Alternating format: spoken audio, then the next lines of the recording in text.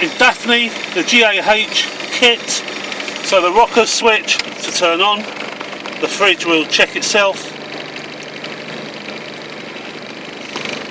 and to set, it's a two-fingered activity. So you have a temperature gauge here in the top left button.